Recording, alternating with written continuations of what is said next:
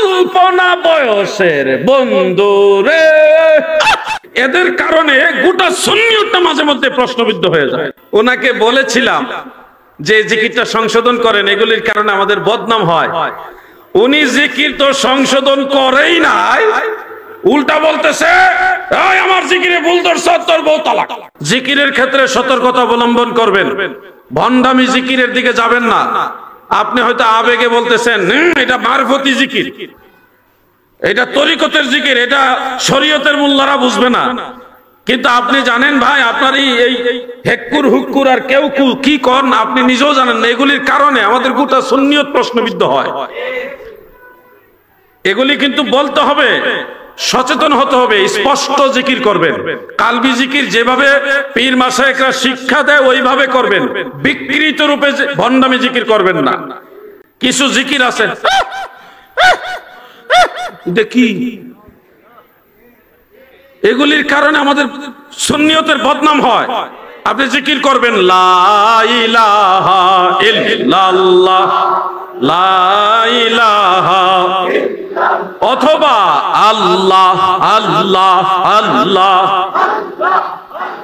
অথবা ইল্লাল্লাহ ইল্লাল্লাহ ইল্লাল্লাহ, অথবা যে কোনো জিকির যেটা সঠিক পদ্ধতিতে পীর মাশায়েখদের শিক্ষা দেওয়া নিয়মে আপনি করতে পারেন।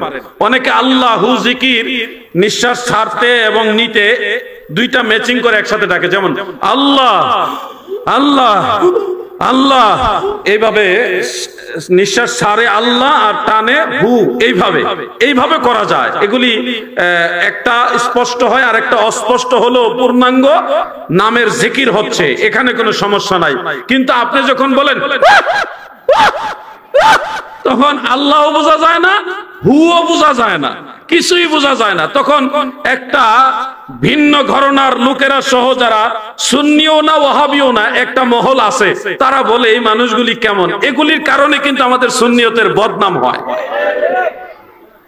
আমাদের দেশের একজন ভাই, তিনি এই ধরনের একটা ভণ্ডামি সাইজের জিকির করছিলেন আর কি। তা আমি ওনাকে বলেছিলাম যে জিকিরটা সংশোধন করেন, এগুলির কারণে আমাদের বদনাম হয়। উনি জিকির তো সংশোধন করেই নাই, উল্টা বলতেছে আমার জিকিরে ভুল ধরছ, তোর বউ তালাক। পাগলে দেশটা ভরে গেছে। ভণ্ডামি তো ভণ্ডামি, আবার নিজের নামটাও আরবিতে লিখতে পারবে কিনা সন্দেহ আছে। হ্যাঁ, তার নামটা যে একটা ধরেন আব্দুর রহমান, এটা আরবিতে লিখতে পারবে কিনা ওটা সন্দেহ আছে, আবার নামের আগে মুফতি লাগাইতেছে। এদের কারণে গোটা সুন্নিয়তটা মাঝে মধ্যে প্রশ্নবিদ্ধ হয়ে যায়। এজন্য আপনারা সতর্ক থাকবেন। ছন্দ কাসিদা এগুলি গাইবেন, কিন্তু যেগুলি শরীয়ত সম্মত অর্থ বহন করে, ভালো অর্থ বহন করে, এগুলি ইসলামী সঙ্গীত গাইবেন। যেমন আল্লাহ আল্লাহ রে মন আল্লাহ করো জপনা, আল্লাহর জিকির না করিলে দিল তো জিন্দা হবে না। কত সুন্দর এইভাবে অর্থবোধক ছন্দগুলি বলবেন। অথবা রাহমাতাল লিল আলামিন কানসেন নবী রাত্র দিন, পাপী তাপী উম্মতের কারণ রে। একটা সুন্দর অর্থ আছে এখানে। এরকম ছন্দগুলি গাইবেন যেগুলি দিয়ে মানুষ কিছু শিখতেও পারে এবং এগুলি দ্বারা ফায়েজ পায়।